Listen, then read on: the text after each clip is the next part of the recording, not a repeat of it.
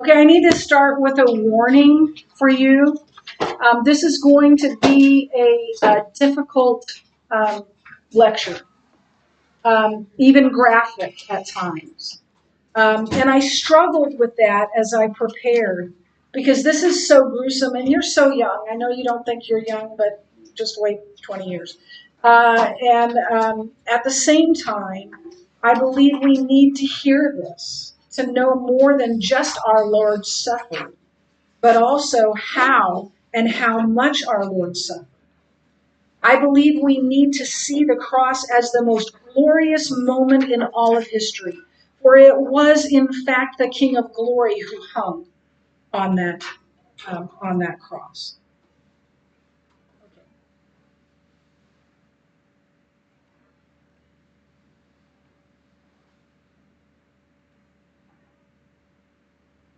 So following, I don't have the thing up there, but you'll be able to figure it out.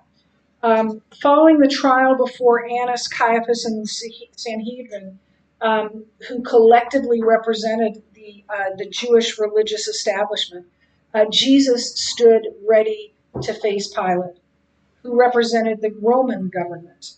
It's early in the morning, about around sunrise, so 5:30, 6 o'clock, I don't know, but it's a early. And he's led from the guard room to walk across the city to Pilate's palace. Pontius Pilate came to Jerusalem only a few times each year because his headquarters was in Galilee. Whenever he was in Jerusalem, he stayed in the royal palace. Inside the palace was a large judgment hall where criminals were tried. And a large balcony faced the open paved square where occasional outdoor activities were held.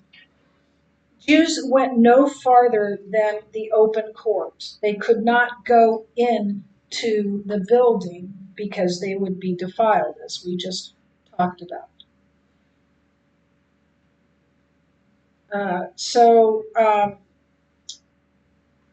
Pilate demanded to know no, that's not.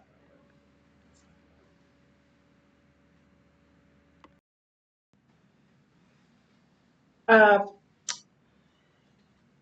so we're in this time of Jesus' betrayal, arrest, and trial. We've already talked about Judas and his betrayal, and then we got through the arrest in the garden, uh, and so we're going to move forward from there. So.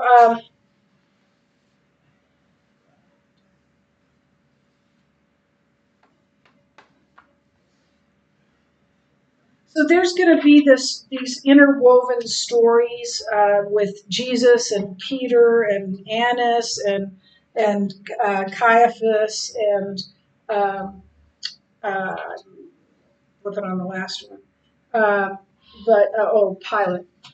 So we'll be going through that. Um, it's meant to be kind of a 4-act play, but the interweaving of what's happening here is goes back. It goes back and forth.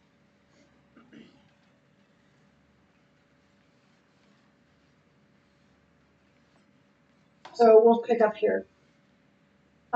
Then they led Jesus from the house of Caiaphas, the governor's headquarters. It was early in the morning. They themselves did not enter the governor's headquarters so that they might not be defiled, but could eat the Passover. Anybody see something there?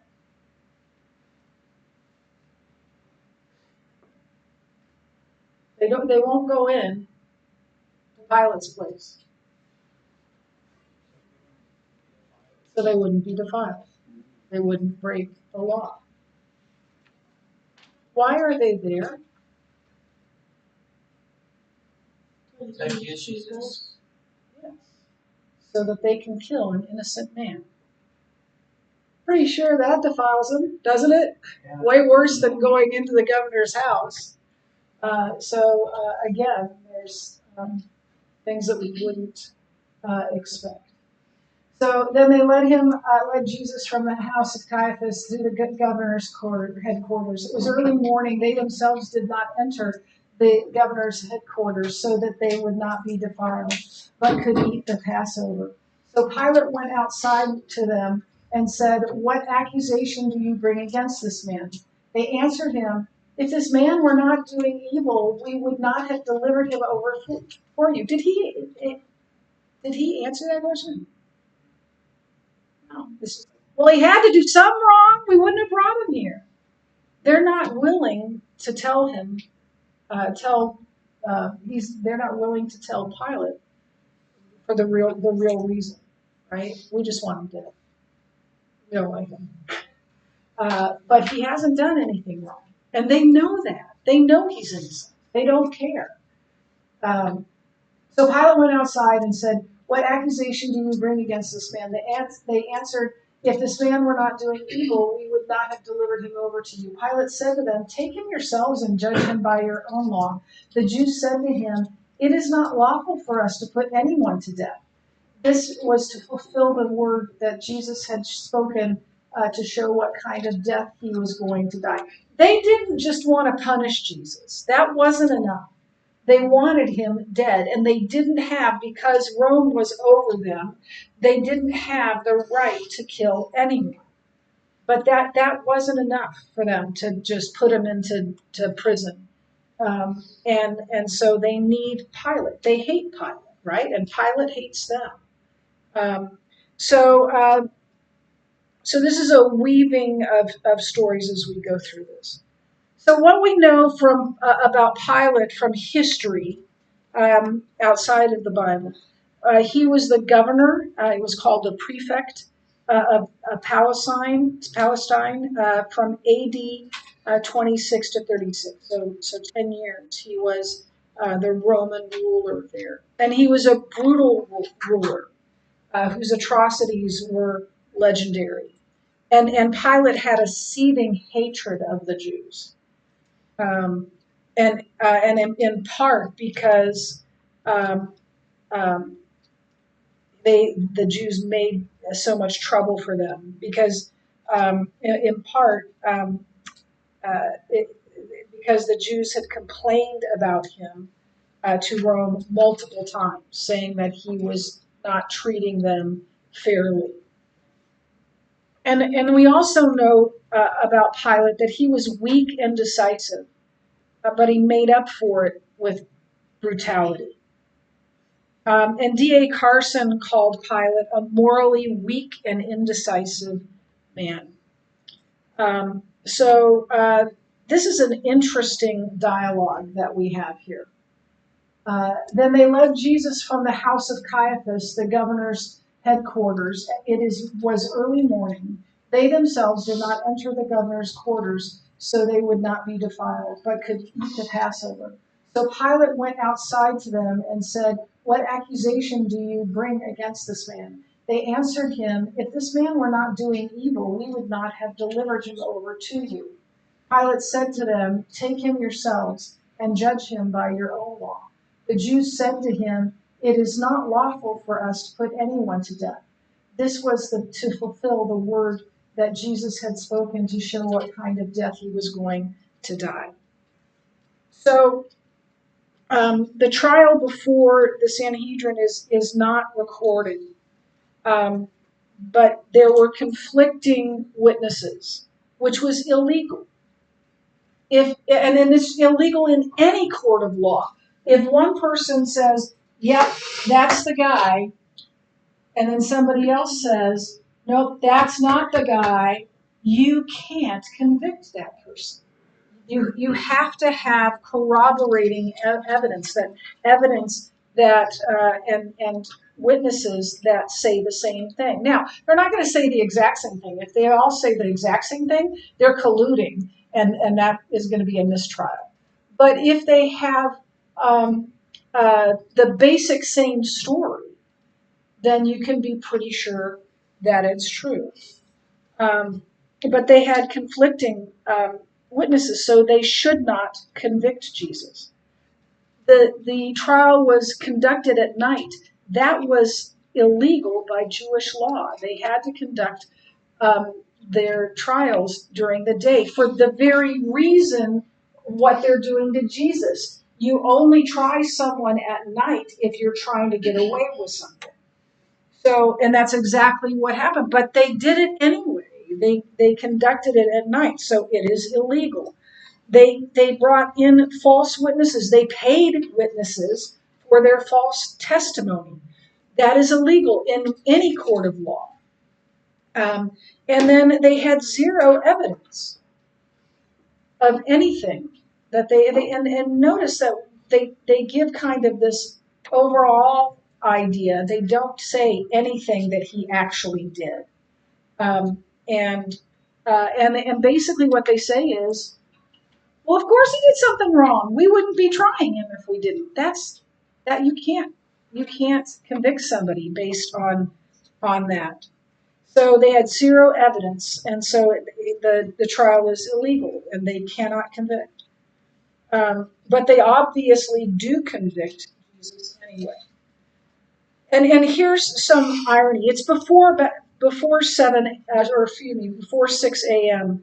here, and the Jewish leaders don't go into the Roman headquarters, so they won't be defiled. If they go into the Roman headquarters, they can't celebrate the Passover because they'll be defiled for I don't know how long, a week or I don't know a month, I don't know how long. But it would have been after the Passover, and so they couldn't celebrate the Passover because they were entering a Gentile's domicile. If they did that, they would not be allowed to take place in the Passover. So there's irony here too, because it's ironic that the Jews are concerned about ritual purity. Oh no, we can't go into your house because then that's going to be, we can't do the Passover. While they're plotting the death of an innocent man. That truly defiled them, right? That was sin.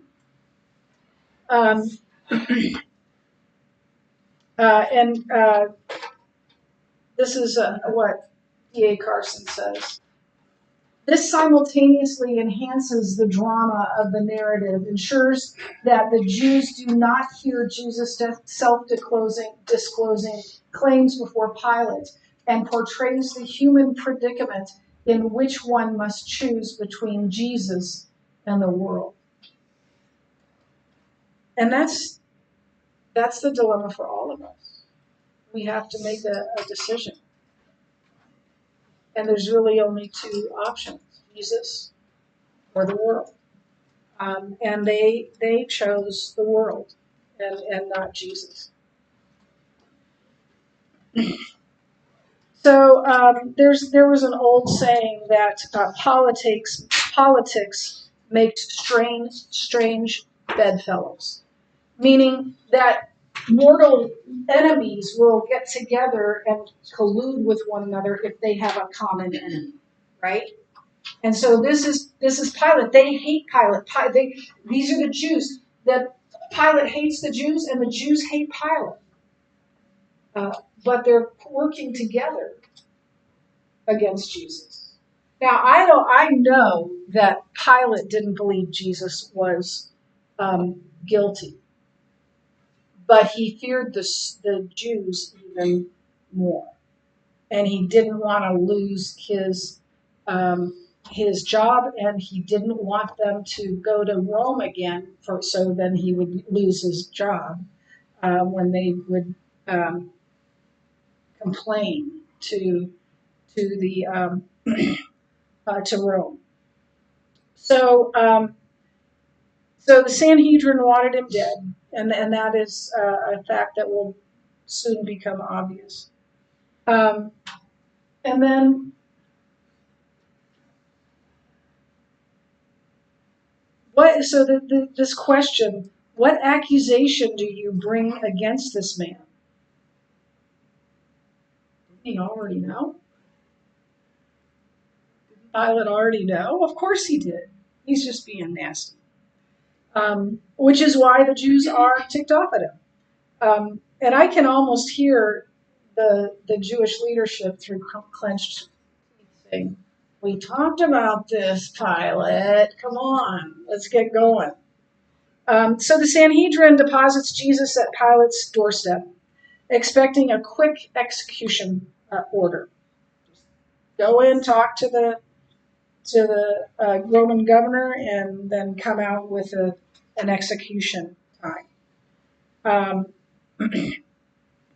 But that's not what they got. They got a governor who pretends not to know what this is about. Pilate probably resents the Jews' disrespect and their assumption that he will easily comply with their wishes.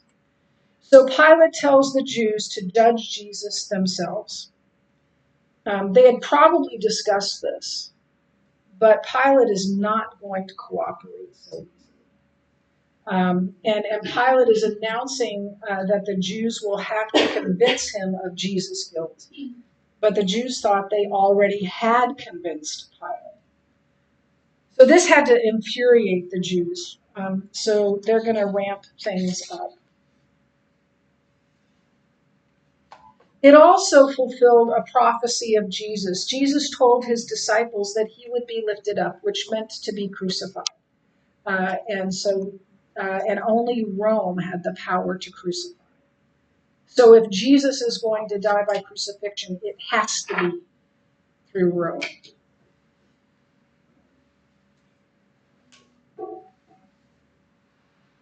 Verses 33 through 38. So Pilate entered his headquarters again and called Jesus and said to him, "Are you the king of the Jews?" Jesus answered, "Do you say this of your own accord, or do others say it to you about me?" Pilate answered, "Am I a Jew? Your own nation and chief priests have delivered you over to me. What have you done?" Jesus answered, "My kingdom is not of this world. If my kingdom were of this world, my servants would have been fighting that I might not be delivered over to the Jews. But my kingdom is not of this world." Then Pilate said to him, "So you are a king?" Jesus answered, "You say that I am a king. For this purpose I was born, and for this purpose I have come into the world, to bear witness to the truth. Everyone who is of the truth listens to my voice." Pilate said, "What is truth?" So, what's Pilate's interest in all this? Minor crimes in Israel in this time were handled by the Jewish judicial system. But if a crime was a direct threat to Roman rule, the governor would be held directly responsible for not prosecuting properly. So Pilate got involved.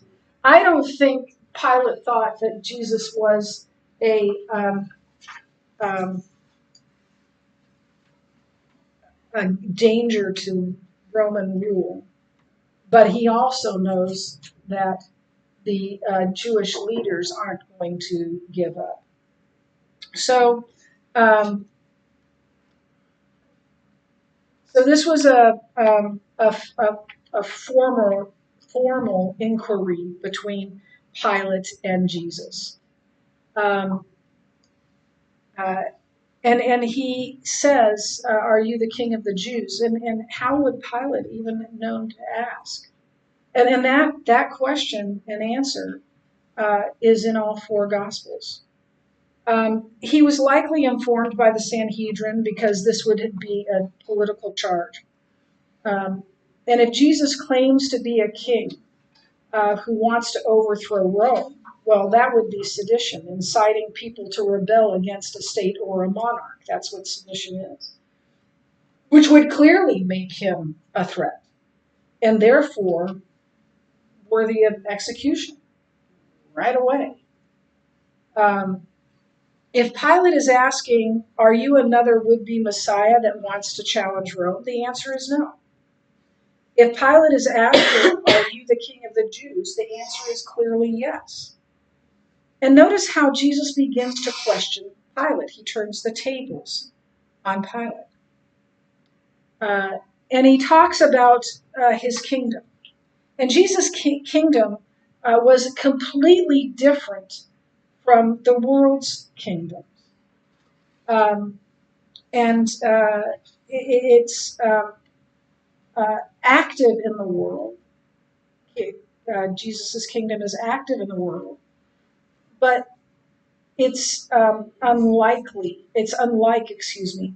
worldly kingdoms. Obviously, Jesus is not a threat to Rome. His disciples' reaction to his arrest is proof of that. They all ran away into the night.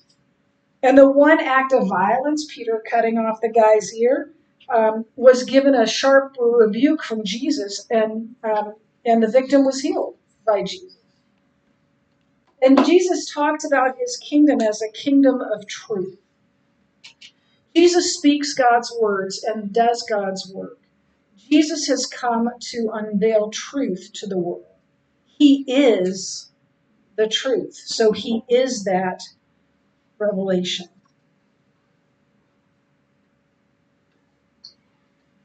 Pilate said to him, "What is truth?" After he had said this, he went back outside to the Jews and told them, "I find no guilt in him." First time, he's innocent.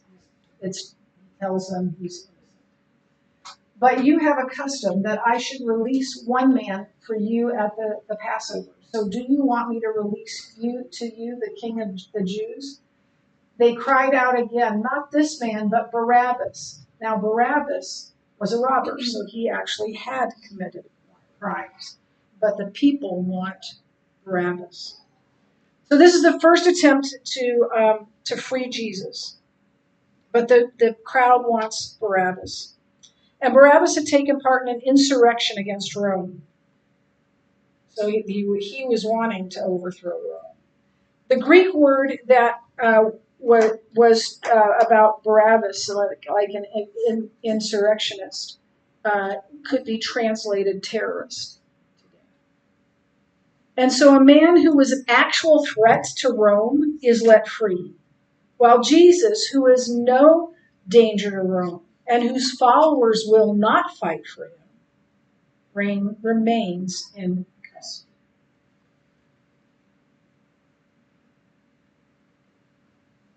So I'm going to read just 1 through 3. This is John 19. Then Pilate took Jesus and flogged him.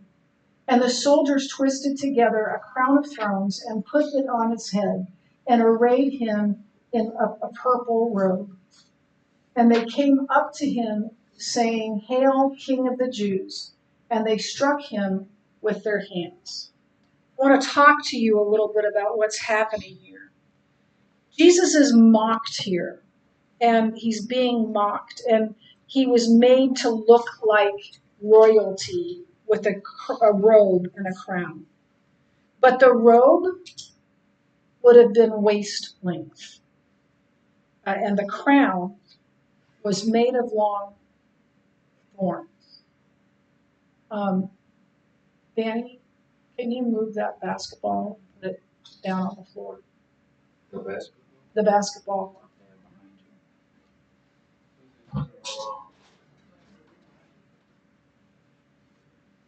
Do you see those crowns back there? Yeah, let's go. Yeah. You want us? No, that's fine. I just want everybody to look at Can we them. pass them around? Yeah, maybe if we have time. That's the kind of thorns that were pressed into Jesus' scalp. And because the scalp is one of the most vascular parts of our body, has the most blood, it would have had a lot of, Jesus would have had a lot of blood coming out of his scalp. They wanted to humiliate Jesus as well as torture him in both of these things. Pilate might have hoped that that would elicit sympathy for Jesus with the people and with the Jewish leadership. It didn't. And Pilate might have hoped that, I'm sorry. Elicited sympathy. Pilate might have hoped that it would satisfy the Jews. It did not. Pilate is trying to get Jesus released, but he's too weak-willed to just declare Jesus' innocence and set him free. It doesn't work. But remember, God is still at work. So, for the second time, Pilate is going to announce Jesus' innocence. Pilate went out again and said to them, "See, I am bringing him out to you that you may know that I find no guilt in him." So Jesus came out wearing the crown of thorns and the purple robe. Pilate said to them, "Behold the man." When the chief priests and the officers saw him, they cried out, "Crucify him, crucify him." Pilate said to them, "Take him yourselves and crucify him, for I find no guilt in him." The Jews answered him, "We have a law, and according to that law he ought die. Because he has made himself the Son of God." So the Jews play the religious card here, that he claimed to be the Son of God. And there's irony again, because he did claim to be the Son of God, but he was and is the Son of God. What he said was true. And verses 8 through 11.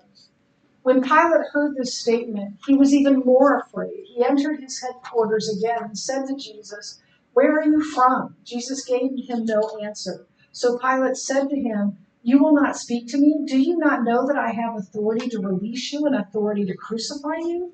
Jesus answered, "You would have no authority over me at all unless it had been given you from above, from God.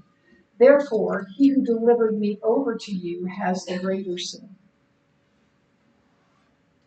So, why is Pilate scared? Pilate wanted Jesus. Pilate and Jesus were friends. Um, so he knows Jesus is innocent, and he can't find a way out of executing an innocent man. He had horrible, he was a horrible man, but he realizes that at least he realizes that he would be executing an innocent man. Matthew tells us that Pilate's wife had a nightmare about Jesus that made Pilate even more afraid. And again, this is from, I don't have what's going on. All it says in the Bible is, "I have suffered in a dream over this man." So it doesn't give any details. But God is at work. Pilate is not in control, and neither are the Jews. Pilate isn't taking Jesus' life, and neither are the Jews. No one can take Jesus' life. He is laying his own life down. We read that in John 10. And then here's the trump card. From then on, I already read that.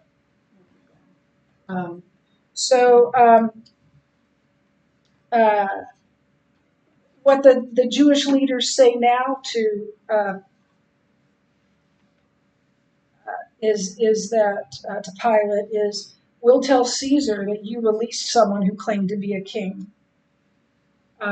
And again, we see irony, because these Jews hate Rome. and they are chastising Pilate for not being loyal to the crown. They're not loyal to the crown. Um,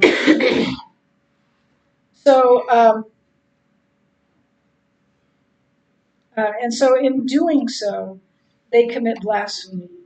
They claim Jesus is guilty of blasphemy, but they're the ones that are committing blasphemy. We have no king but Caesar. God's not your king. So Pilate takes the seat at the place of judgment and hands the King of Glory over to be crucified. Pilate thinks he has made the judgment, but God is at work. So we're just going to do this conclusion. John's trial, in a sense, the Gospel of John is the fair trial that Jesus never got from the Sanhedrin and Pilate. Jesus asked Annas to bring in witnesses as to what Jesus did and said, and John has done that from the beginning of this gospel.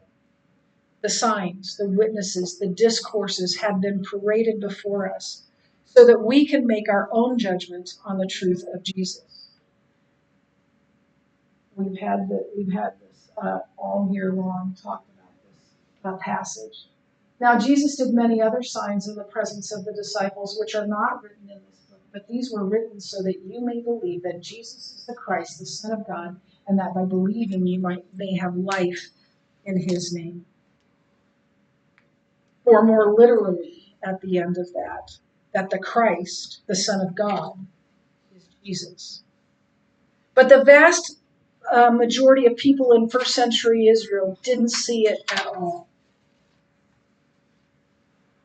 Some people think that this story is a tragedy. And the story is a tragedy in a way. But it's not Jesus' tragedy. It is, however, a human tragedy in the sense that we see in these verses the tragic and futile efforts of people blinded by darkness. And they are completely unable to see the true king in their midst. That was the tragedy then. And it's still the tragedy today when people refuse to recognize who Jesus was and is. However, we also see God's purposes in these pages. And we see that his purposes cannot be thwarted, cannot be overthrown. In Old Testament language, God will do what he purposes to do, and no one can stop it. This is from Gary Burge. The passion story of John is indeed a story of tragedy, but it is not Jesus' tragedy. It is a human tragedy as we witness the futile and tragic efforts of people blinded by darkness, unable to see the true king in their midst. Therefore, John's story says that God will accomplish his purposes, revealing his glory despite what is happening in the world. No human being can stop it. No person is capable of stifling the glory of God if God intends for that glory to be shown. God is in control of history, even this hostile, seemingly darkened chapter of history that offers little hope. Oh, there it is. Just give me one more minute, okay? Just give me one more minute because we're just right at the end. So God is sovereign over the universe and over our lives. And if he could transform this hour with glory, he can transform any hour, even our darkest hours. Do you believe that? Okay, now we're done.